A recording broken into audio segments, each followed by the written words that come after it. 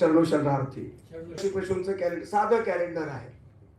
Calendar सारखं वेगवेगळे calendar सगळे काढतात, पण बसवण्णाच्या विचारानं भारावून गेलेलं, बसवण्णाच्या विचारात नाहून निघालेलं अशा प्रकारचं पहिलं कॅलेंडर हे संबंध महाराष्ट्रातलं असेल. आणि या संबंध या कॅलेंडरमध्ये वेगवेगळे अशा प्रकारचे विचार आहेत. बसवण्णाच्या धर्माचे, लिंगायत धर्माची विचारसूत्र त्या ठिकाणी मांडली गेलेली आहे. त्याचप्रमाणे अनेक त्यावेळेसच्या अनेक लोकांचं, शिष्यांचं त्या ठिकाणी गुणगान आलेलं आहे, कर्तृत्व आलेलं आहे. ते आहे सिद्ध रामेश्वरांचं ऐतिहासिक महापुरुष असलेलं त्यांचं लोककल्याणकारी कार्य, त्यांच्या सुधारणांच्या संदर्भातलं काम, सिद्ध रामेश्वराची समदृष्टी ही त्या ठिकाणी नोंदली गेलेली आहे. चिन्मय बसवण्णाचं लहान असून सुद्धा ज्ञानी असणारं त्याचं कर्तृत्व या ठिकाणी आपल्याला दिसतं.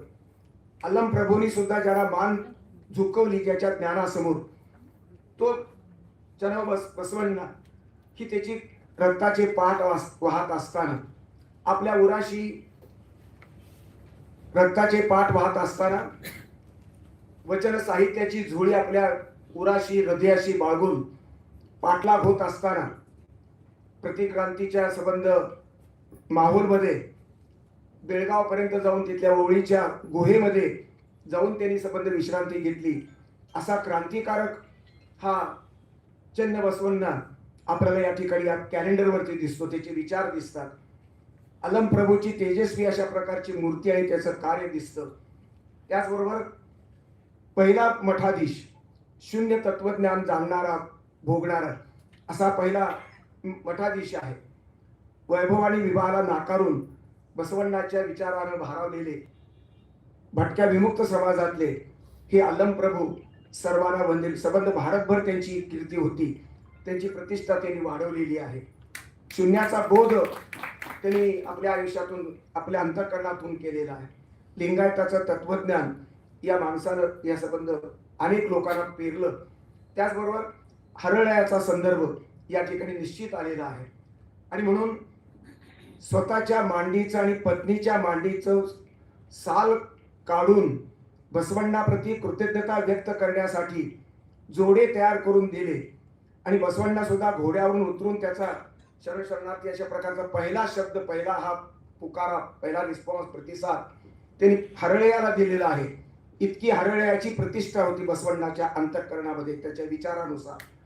हा समतेचा सुंदर अशा प्रकारचा आविष्कार या कॅलेंडरमध्ये आपल्याला दिसून येतो. लिंगम दानमाचा संदर्भ आहे या ठिकाणी. अक्क नागलिका आहे, निलांबिका आहे, त्याचबरोबर महादेवी आहे, अक्कमादेवीचा संदर्भ आहे.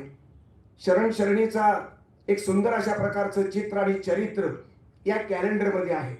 आणि म्हणून हे कॅलेंडर दिनदर्शिका फक्त नाही, प्रत्येक दिवस, वर्षाचा प्रत्येक दिवस कोणत्या विचाराच्या सहवासात आपण घालवावा, कोणत्या माणसाचं नामस्मरण करून आपण घालवावं, विचाराची कोणती प्रेरणा घ्यावी, सत्कार्य करण्यासाठी, सामाजिक कार्य करण्यासाठी, आत्मोन्नती करण्यासाठी, समाजोन्नती करण्यासाठी कोणता विचार आपल्याला महत्वाचा वाटतो, त्या संबंध एकेका कॅलेंडरवरती एकेका शिष्याचं, एकेका वचन साहित्याचं सूत्र त्या ठिकाणी मांडण्यात आलेलं आहे.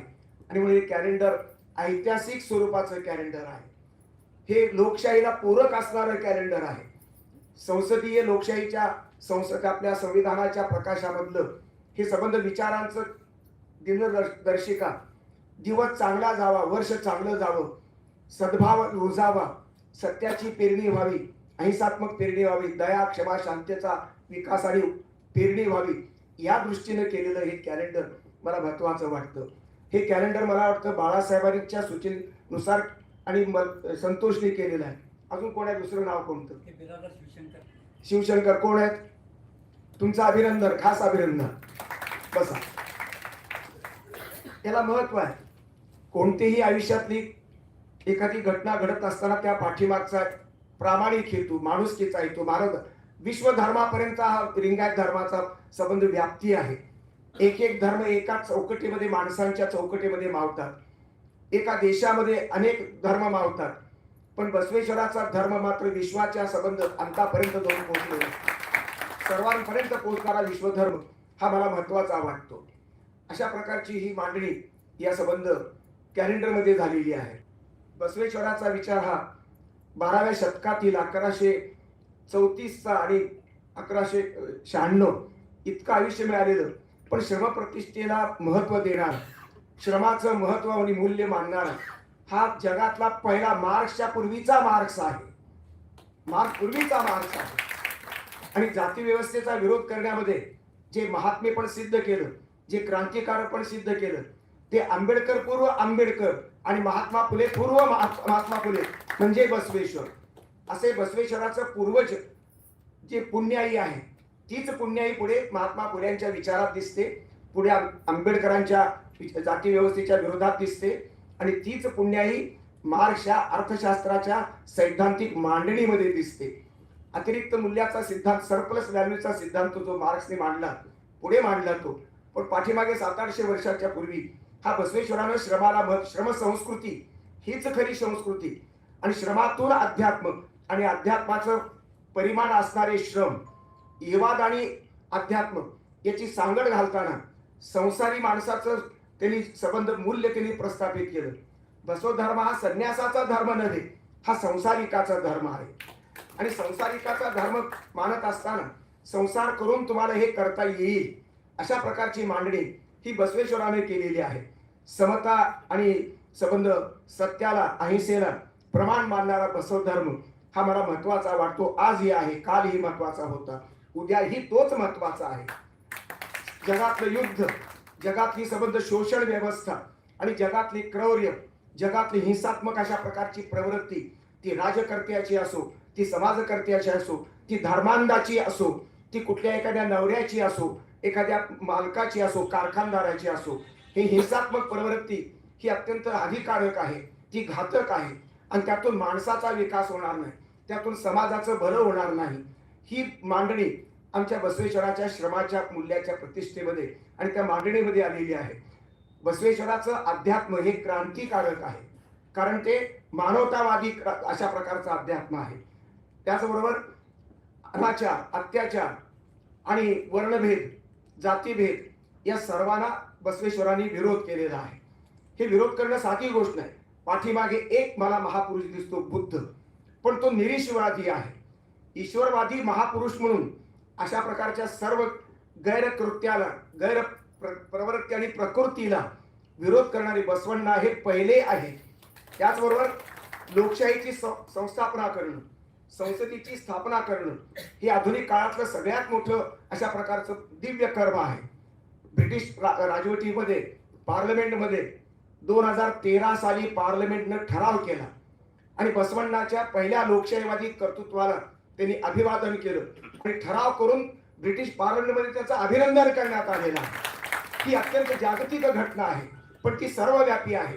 भारतीयाला तर अभिमान वाटावाच, पण प्रत्येक लोकशाहीवर प्रेम करणाऱ्या प्रत्येक देशातल्या प्रत्येक नागरिकांची ही संबंध आत्म्याची बुलंद अशा प्रकारचा आवाज त्या संबंध त्या लोकशाहीच्या विचारामध्ये आहे. म्हणून हुकुमशाहीच्या काळामध्ये सर्व राजे रजवाडे होते, पण लोकशाहीचा आत्मा, लोकशाहीचं बीज पेरणारा हा महात्मा, क्रांतिकारक महात्मा आहे. कारण संसद त्यांनी पहिल्यांदा स्थापन केली. 770 सभासद त्या संबंध अनुभव मंडपाचे होते. अनुभव मंडप म्हणजे ती संसद, आणि त्या संसदेचे अध्यक्ष म्हणजे अल्लम प्रभू. अल्लम प्रभू हे भटक्या विमुक्तांचे होते, तरी पण त्यांना ते स्थान मिळालेले आहे. ज्ञानाच्या बळावर, सेवेच्या बळावर, तपश्चर्येच्या बळावर अल्लम प्रभूंना हे स्थान मिळालेलं आहे. ज्ञानी माणूस, अत्यंत ज्ञानी माणूस, समतावादी, मानवतावादी. अल्लम प्रभूंना त्यांनी त्या ठिकाणी शून्य तत्वज्ञान जाणणारा, अंतःकरणामध्ये शून्याची स्थापना करून अल्लम प्रभूच्या संबंध कर्तृत्वाचा डंका अगोदर वेगळं होतं, पण संबंध भारतभर गाजलेला आहे. आणि म्हणून अल्लम प्रभूच्या भूमिकेनं, अल्लम प्रभूच्या संबंध वचन साहित्याच्या अभ्यासाने, त्याच्या ज्ञानानं भारत प्रभावित झालेला आहे. बसवेश्वराचा विचार, लिंगायत धर्माचा विचार सर्वदूर पोहोचवण्याचं काम अल्लम प्रभूच्या भूमिकेमुळे झालेलं आहे. आणि म्हणून अल्लम प्रभू महत्वाचे आहे. त्याचबरोबर थेम्स नदीच्या काठावरती इंग्लंडमध्ये आपल्या बसवेश्वराचा पुतळा उभा केलाय ब्रिटिशांनी. ब्रिटिश किती हुशार म्हणाले. ब्रिटिश माणसं इमानदार आहेत. ते परकीय राज्य आपल्यावर होतं म्हणून त्या ठिकाणी त्यांची ती भूमिका चुकीची आहे. पण लोकशाही प्रति इमानदार असणारा ब्रिटिश माणूस आपल्या बसवेश्वरात, त्या देशाच्या बाहेरच्या देशामधला आपल्या भारतातल्या बसवेश्वराचा गुणगान करतात, त्यांच्या कर्तृत्वाचा अभिवादन त्या ठिकाणी अभिनंदन करतात. ही ब्रिटिशांची इमानदारी आहे, लोकशाही प्रति त्यांची निष्ठा आहे. आणि अशा निष्ठावंत इंग्रजांनी बसवेश्वरांना दिलेलं महत्व, हे मला निर्णायक महत्व मला महत्वाचं वाटतं. आम्ही भारतातले असून बसवेश्वराला आम्ही स्वीकारत नाही, पचवून घेत नाही, समजून घेत नाही, आम्ही अभ्यास करत नाही. आमच्यासारखे करंटे जगात कोणतेच नसतील. आत्मपरीक्षणात्मक भूमिका सुद्धा आपल्याला स्वीकारायला लागेल. कारण बसवेश्वर म्हणजे लोकशाहीचा उद्गाता, संसदीय राजकारणाचा, धर्मकारणाचा तो अत्यंत मानदंड आहे. अशा प्रकारच्या बसवेश्वराचा स्वीकार जगातली हुशार मंडळी, जगातली लोकशाहीवादी मंडळी करतात आणि आपण मात्र त्या बाबतीत कमी पडतो आहोत. ही अत्यंत दुर्दैवाची गोष्ट आहे. इथेच स्वर्ग आणि इथेच नर्क, अशा प्रकारचं. स्वर्ग म्हणजे सदाचार, सदाचार म्हणजे स्वर्ग आणि दुराचार म्हणजे नर्क, अशी सुंदर व्याख्या हे लोकांना प्राधान्य देणारी, येवादी तत्वज्ञान मानणारी अशी बसवेश्वराची व्याख्या आहे. त्याचबरोबर या ठिकाणी अनुभव मंडपामध्ये ही लोकसंस्था आहे, ही मुठभर लोकांची संस्था नाही. 770 लोक तर सभासद होतेच. आताही मला वाटतं आपल्या भारताचे 798 का काहीतरी लोक आहेत. ही संसद कशी चालायची तर त्या ठिकाणी काश्मीरचे राजे राजा राणी यायचे, झाडूवाली बाई तिथे यायची. सर्व जाती धर्माच्या लोकांना दीक्षा घेतल्यानंतर त्याची जात संपुष्टात यायची. जात व्यवस्थेमध्ये बसवेश्वर रमत नाही. कोणत्याही जातीचा माणूस असला तर तो सभासद होताना ते लिंगायत धर्माची दीक्षा घ्यायचा आणि तो मग तिथे समान भूमिकेवर यायचा. आणि म्हणून तिथे उच्च नीच भेदभाव नव्हता. स्त्रियांना बोलण्याचं स्वातंत्र्य होतं. 770 पैकी 70 स्त्रिया मध्ययुगामध्ये 12व्या शतकात आपल्याकडे मांडीला मांडी लावून चर्चेमध्ये भाग घेत होत्या. ही स्त्रीमुक्तीची संकल्पना बसवेश्वराच्या विचारापासून सुरू झालेली आहे. आणि म्हणूनच हा संबंध विचार मला महत्वाचा वाटतो. मित्रहो, शोषण, कर्मकांड, बुवाबाजी या सर्वांच्यावरती प्रहार केलेले.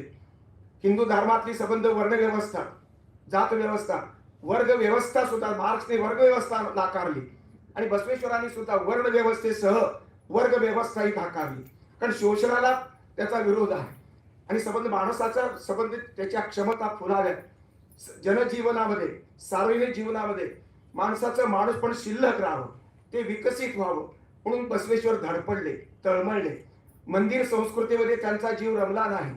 ते संबंध लहानपणीच ब्राह्मण समाजात जन्माला आल्यानंतर आपली मुंज नाकारणारे, बहिणीला का मुंज नाही हा प्रश्न त्यांचा अत्यंत महत्वाचा आहे. लहान वयातला हा बेरकी प्रश्न, हा बिनतोड प्रश्न संबंध संस्कृतीला पराभूत करणारा प्रश्न आहे. तिची म्हणजे तर हो, माझी म्हणजे तर तिची म्हणजे का नाही. जे स्त्रियांवरती अन्यायाचा अत्याचार करणारा मनुस्मृतीचे कायदे या ठिकाणी होते. आणि म्हणून या संबंध पातळीवरती विचार करताना आपल्या लोकशाहीच्या मूल्यांना पेरणारा अशा प्रकारचा हा माणूस आहे. बसवेश्वर ते संविधान, 12वं शतक ते 20वं शतक, अशा प्रकारचा हा प्रवास जो आहे तो संविधानाचा संबंध प्रवास हा बसवेश्वराच्या मूल्यात्मकतेनं पचवून उभा राहिलेला आहे. जे बसवेश्वर ते आंबेडकर वाया सर्व महापुरुष, महात्मा फुले, बाकी सगळे महापुरुष, जेवढे महापुरुष कल्याणकारी आहेत, जेवढे महापुरुष समतावादी आहेत, अशा महापुरुषांच्या योगदानानं हे संविधान संबंध नटलेला आहे. बुद्धापासून ते संबंध संविधानापर्यंत वाया बसवेश्वर हा विचार महत्वाचा वाटतो. गंगा स्नान, तीर्थाटन, तीर्थक्षेत्र हे संबंध बाद करणारं अशा प्रकारचे हे बसवेश्वराचा विचार आहे. पाप धुतले जात नाहीत. जर पापी असेल तर गंगेमध्ये बुडल्यानंतर गंगा अपवित्र बनते, पण माणूस मात्र पवित्र बनत नाही. हा अत्यंत महत्वाचा विचार, 16 ओढ्याचा विचार त्यांनी नाकारलेला आहे. कर्मकांड नाकारलेला आहे. नागदेव कांबळे नावाचा एक ग्रस्त होता, त्याच्या घरचा प्रसाद त्यांनी घेतलेला आहे. त्याला जाब विचारला गेला बिज्जलाच्या दरबारामध्ये की तुम्ही जर अशा प्रकारचा वर्णसंकर करू लागलात, तुम्ही जर जाती व्यवस्था मोडू लागलात तर मग कसं समाज व्यवस्था कसं चालायची. तुम्ही तो गुन्हा केलेला आहे. आपल्या बसवेश्वरांनी फार सुंदर उत्तर दिलेलं आहे. मी त्या ठिकाणी त्या नागदेवाच्या शूद्रपणाचा मी भाग घेतला नाही. नागदेवाला दीक्षा दिली आणि तो माणूस म्हणून समान पातळीवर आल्यानंतर त्या नागदेव कांबळेचा मी प्रसाद मग स्वीकारलेला आहे. हे संबंध बसवेश्वराचं उत्तर हे बिनतोड उत्तर आहे, हे तर्कशुद्ध आहे. आज 20व्या 21व्या शतकात सुद्धा या संबंध ज्ञानाच्या निकषावरती पासून पाहताना ते उत्तर अत्यंत निर्दोष उत्तर आहे. आणि त्यासाठी त्यांनी कोणतीही तयारी बसवेश्वराची होती. आणि म्हणून बसवेश्वराच्या आयुष्यामधल्या काही घटना या फार महत्वाच्या आहेत. ते मारेकरांनी मारण्याचा प्रयत्न केला, त्याला क्षमा केली बसवेश्वरांनी, त्याला मारेकरांना पश्चाताप झाला.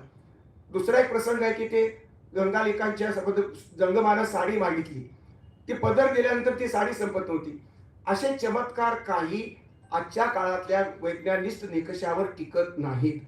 किंवा चामड्याचा आपले जोडे करून घातले, एक थोडस पूर्ण अंग सोललं नसेल, मांडी पूर्ण सोलली, बायकोची मांडी सोलली आणि स्वतःची मांडी सोलली, यावर माझा विश्वास तेवढा बसत नाही.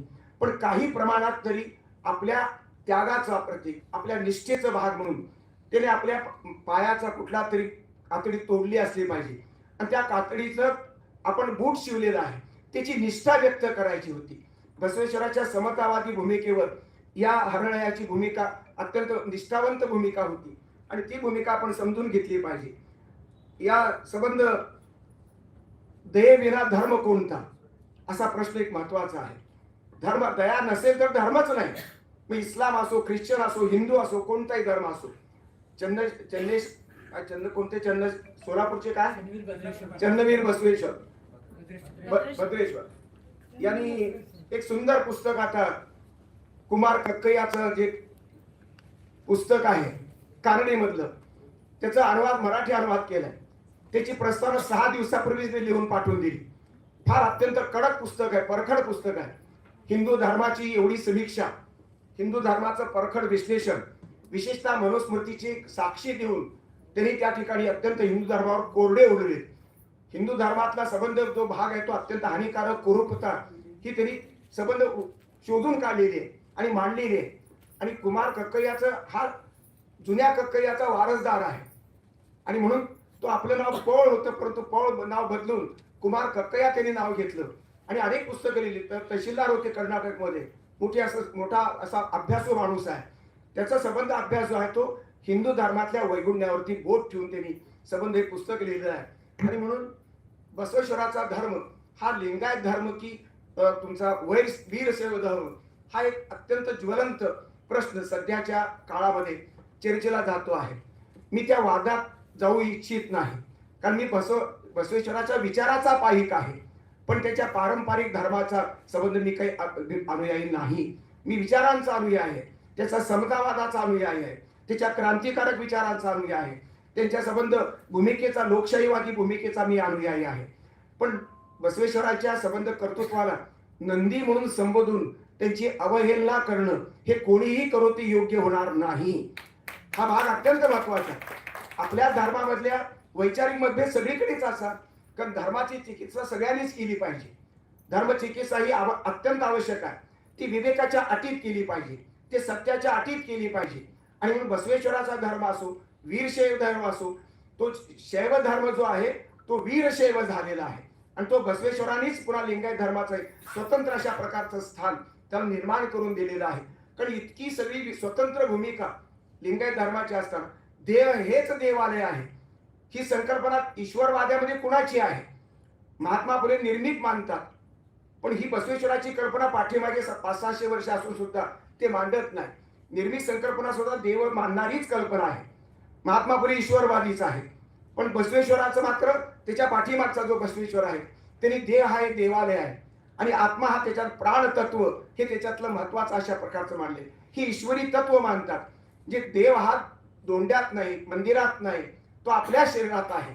आणि म्हणून माणसाचं माणूसपण हे देवत्वापर्यंत कल्पून, संबोधून, देवत्वापर्यंत जागृत करून, देवत्वापर्यंत विकसित करून न्यावं अशा प्रकारची ती संकल्पना बसवेश्वराच्या विचारामध्ये आहे. मित्रहो, स्त्रीला धार्मिक आणि आध्यात्मिक हक्क देण्याचा पहिला प्रयत्न बुद्धाच्या काळातही झालेला आहे आणि बसवेश्वराच्या काळात झाले, बसवेश्वरांनी पण केलेलं आहे. बुद्ध हा ईश्वरवादी नाही, चार्वाक नास्तिक आहे. तुमचा आपले बुद्ध आणि जैन हे नास्तिक अवैदिक पंथ आहे. आणि यांनी स्त्रियांना स्थान दिलं, काही धर्मात दिलं, काही धर्मात दिलं नाही. पण आस्तिकवादी धर्मामध्ये, बसवेश्वराच्या धर्मामध्ये, लिंगायत धर्मामध्ये स्त्रियांना हक्क दिलेले आहेत. जवळजवळ 33 स्त्रिया या वचन निर्माण करतात. वचन साहित्याची निर्मिती त्यांनी केलेली आहे. ही संख्या फार मोठी आहे. नंतर बाबासाहेब आंबेडकरांच्या चळवळीमध्ये अनेक स्त्रियांचा सहभाग झाला. गांधीच्या चळवळीमध्ये अनेक स्त्रिया सहभागी झाल्या. पण आपल्या धर्माचं साहित्य निर्माण करणाऱ्या बहुसंख्य स्त्रिया या बसवेश्वराच्या लिंगायत धर्मामध्ये मला दिसतात. शास्त्र पुराणापेक्षा हा अनुभव महत्वाचा आहे. शास्त्र पुराण महत्वाचं नाही. शास्त्र पुराण हे त्याच्यापेक्षा माझा अनुभव महत्वाचा. अनुभव सिद्ध सत्य प्रत्यक्ष प्रमाण ही त्याला महत्वाचे मानतात. आणि म्हणून भेदरहित आध्यात्मिक अशा प्रकारची लोकशाही ही बसवेश्वरानं निर्माण केली. आताची लोकशाही आहे पण ती भ्रष्टाचारी लोकशाही आहे. ती भेदभाव मानणारी आहे. ती पक्षपात करणारी लोकशाही आहे. कोणतं राजकारण, कोणतं धर्मकारण, धर्म आणि राजकारण एकत्र आलेले आहे. धर्म अत्यंत आक्रमक बनलेला आहे.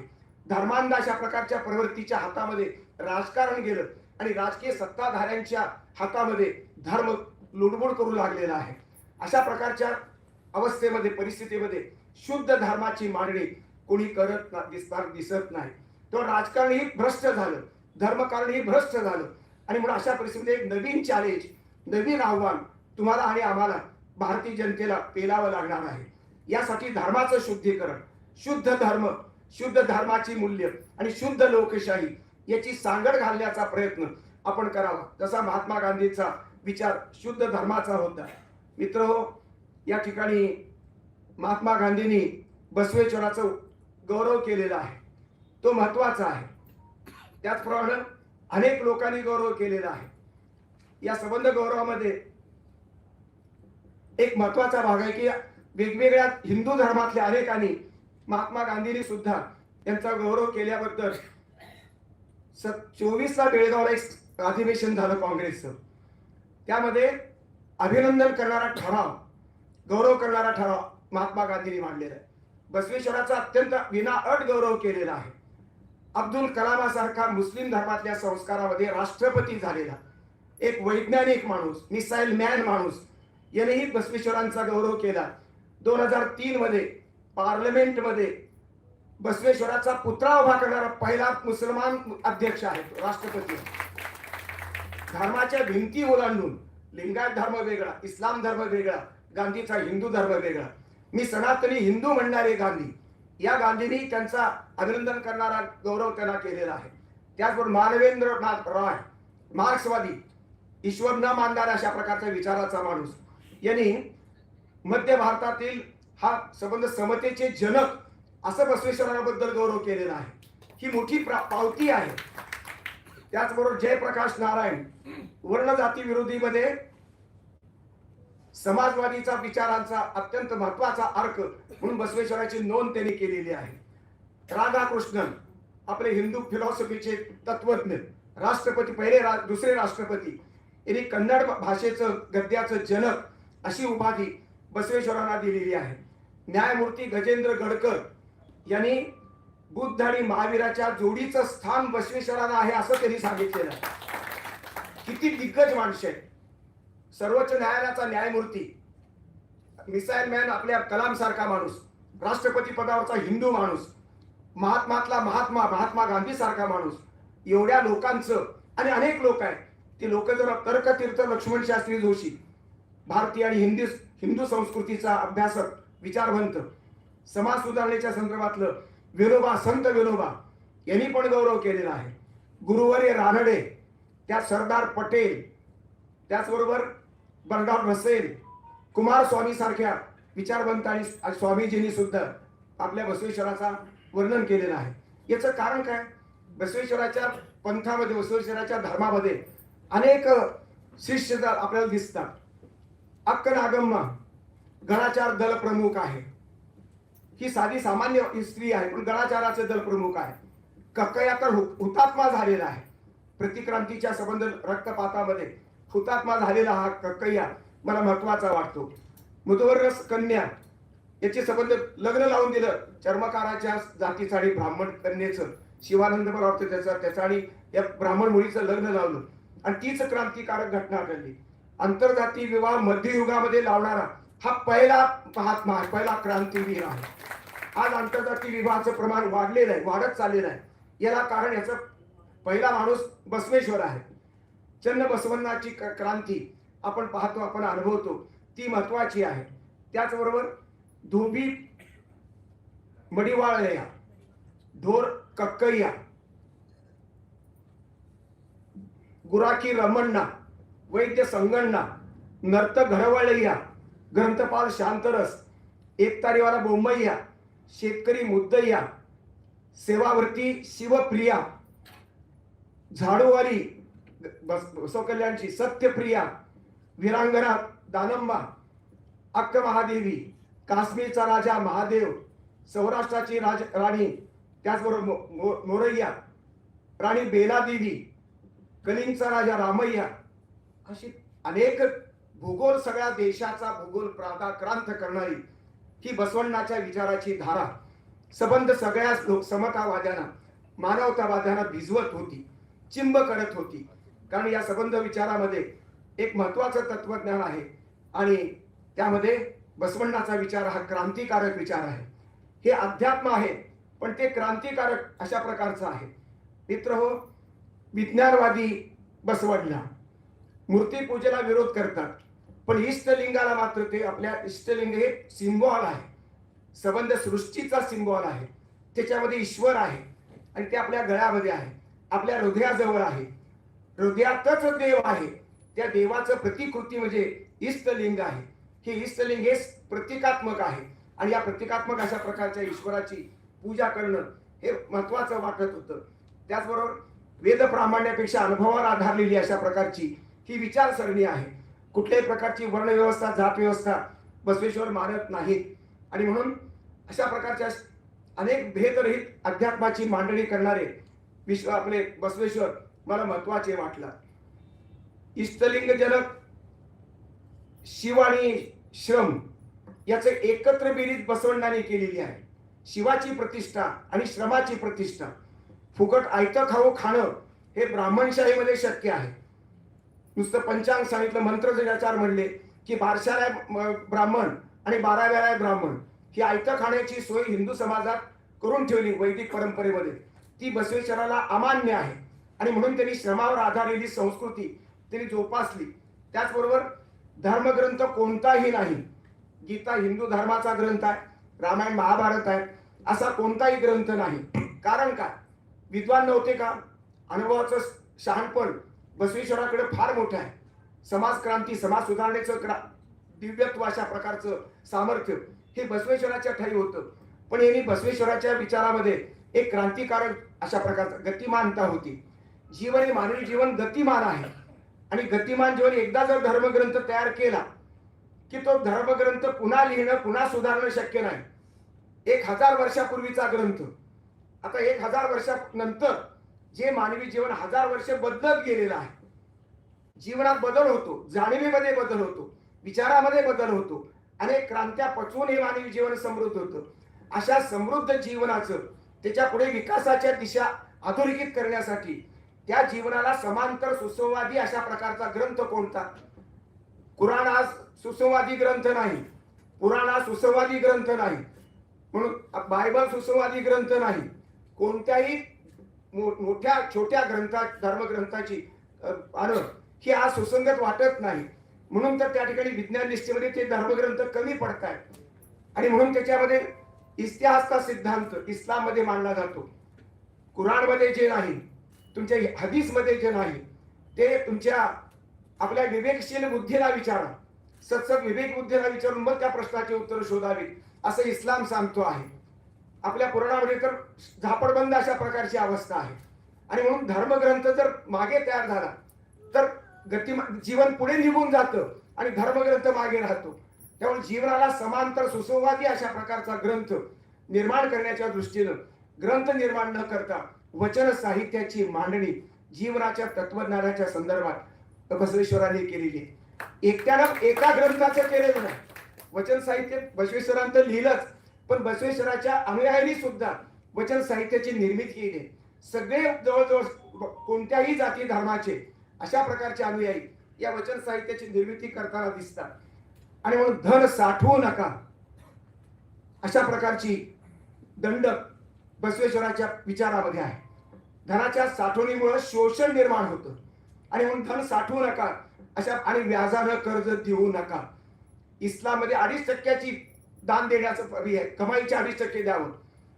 बसवेश्वराच्या विचारामध्ये व्याज घेऊ नका, कर्ज द्या पण कर्जाला व्याज लावू नका. जे माणुसकीचा भाग आहे तो बंधुत्वाचा विचार आहे. लोकशाहीमध्ये बंधुत्वाच्या विचाराला आज जे स्थान आहे ते स्थान बसवेश्वराच्या विचारामध्ये आहे.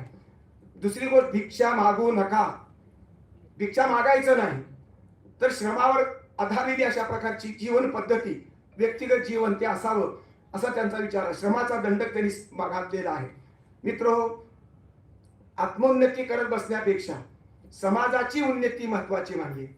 समाजाच्या विकासामध्ये माझा विकास आहे, माझा एकट्याचा विकास, माझ्या एकट्याच्या आत्म्याची उन्नती ही पुरेशी नाही, ती खरी नव्हे, योग्य नव्हे, ते विचार बरोबर नाही. आणि म्हणून समाजाच्या उन्नतीवर भर देणारे बसवेश्वर हे महत्वाचे आहे. देहबुद्धी आणि परनारी याच्याबद्दलची अत्यंत कडक अशा प्रकारच्या शब्दात त्यांनी कान उघडणी केलेली आहे. अत्यंत साध्या साध्या गोष्टीमधला नैतिक उपदेश कधीही मरणारा नाही, तो सतत जिवंतच राहणार. आणि म्हणून बसवेश्वराच्या विचाराच्या विरोधी कितीही वादळ उठो, कुणा स्वकीयाची विरोध हो, परकीय धर्माचा विरोध हो, पण बसवेश्वराच्या मूळ सत्याला कधीही डाग लागणार नाही. हे सार्वकालिक सत्य आहे, सार्वकालिक सत्य आहे. आणि हे म्हणूनच लोकशाहीला जवळचा माणूस, पार्लमेंटला, ब्रिटिश पार्लमेंटला जो अत्यंत आदराचा व्यक्ती जाणवला, भौतिकवादाच्या दृष्टीने, विज्ञानवादाच्या दृष्टीने आणि अध्यात्माच्या दृष्टीने बसवेश्वरा इतका संपन्न प्रगल्भ माणूस पृथ्वी तळावरती दुसरा कोणती नाही. आणि सर्व धर्मातल्या, सर्व देशातल्या विद्वानांनी, राजकारण्यांनी, न्यायाधीशांनी, तुमच्या राष्ट्रपतींनी इतका गौरवलेला अशा प्रकारचा बसवण्णाचा विचार मलाही महत्वाचा वाटतो.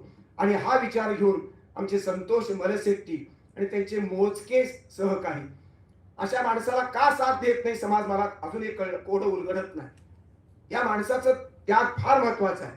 मी बसवण्णाला पाहिलं नाही, मी तुमच्या हरळ्याला पाहिलं नाही, मी तुमच्या कुठल्याही कार्यकर्त्याला त्या जुन्या काळातल्या पाहू शकलो नाही, पण मला आमच्या संतोष मलशेट्टीमध्ये बसवण्णाचा अंश दिसतो. आणि तो प्रामाणिक आहे, समाजाची तळमळ बाळगणारा माणूस. तो इथे व्यवस्था करत होता. आपले प्रास्ताविक करणारे गृहस्थ फार चांगले बोलले, छान झालं. त्यांचं नाव काय? आपलं रवींद्रजी. सुंदर मांडणी केली. इथे करत असताना इथे सगळं लोकांना जमवणं, लोकांना 10 वेळा फोन करून आपण जर 50-60 लोक येणार असाल तर ती फार महत्वाची बाब आहे. हीच माणसं पुन्हा ज्योत पेटवत राहतील. सत्य कधी मरत नसतं. सत्य जोपर्यंत जिवंत आहे आणि चंद्र सूर्य जोपर्यंत आहे तोपर्यंत बसवण्णाचा विचार हा जिवंतच राहणार आहे. आणि बसवेश्वराची व्यक्तिवाद नाहीये, विचाराची भक्ती महत्वाची आहे. कारण सद्विचार हा कधीही मरत नसतो. सद्विचाराची पेरणीतूनच लोकशाही जीवन आणि व्यक्ती जीवन हे समृद्ध होणार आहे. आणि अशा प्रकारच्या या कार्यक्रमामध्ये आपण मला बोलवलं, मी अत्यंत आभारी आहे. बसवण्णाचा मीही पायिक आहे विचाराच्या अंगाने, मला अभिमान वाटतो या गोष्टीचा. आणि अशा समतावादी सर्व विचाराच्या महापुरुषाचा बेरजी माझ्या अंतःकरणात बसवेश्वर आहे. माझ्या अंतःकरणात माझा डॉक्टर बाबासाहेब आंबेडकर आहे. माझ्या हृदयामध्ये महात्मा फुले आहेत. माझ्या हृदयामध्ये महर्षी विठ्ठलरामजी शिंदे आहेत. माझ्या हृदयामध्ये ज्ञानेश्वर आहे. ज्ञानेश्वरीमध्ये बसवेश्वराच्या विचाराची काही खुणा दिसत आहेत. कारण विसोबा खेचरांचा आणि तुमच्या आलमप्रभू हे गुरुबंधू आहेत, यांचे नातं जवळचं आहे. असा विचार हा समजून घेताना सर्व जगातल्या, सर्व धर्मातल्या चांगल्या विचारांची बेरीज करणं हे माझं पहिलं कर्तव्य आहे. मी फक्त भारतीय नाही, मी फक्त महाराष्ट्रीय माणूस नाही, मी विश्वात्मक नागरिक आहे. मी युनोचा सभासद आहे. जागतिक राष्ट्र संघटनेचा, शांततावादी, अहिंसावादी सर्व संघटनेचा मी पायिक आहे. आणि म्हणून विश्व धर्म, विश्व मानवता, विश्व संस्कृतीला मी महत्व देतो. आणि म्हणूनच विश्वाचं कल्याण करणारी भूमिका मला जो जो महापुरुष मानतो तो मला माझ्या जवळचा वाटतो, माझ्या हृदयात तो असलेला आहे. या अर्थानं हीच सेवा बजावण्यासाठी मी या ठिकाणी आलो.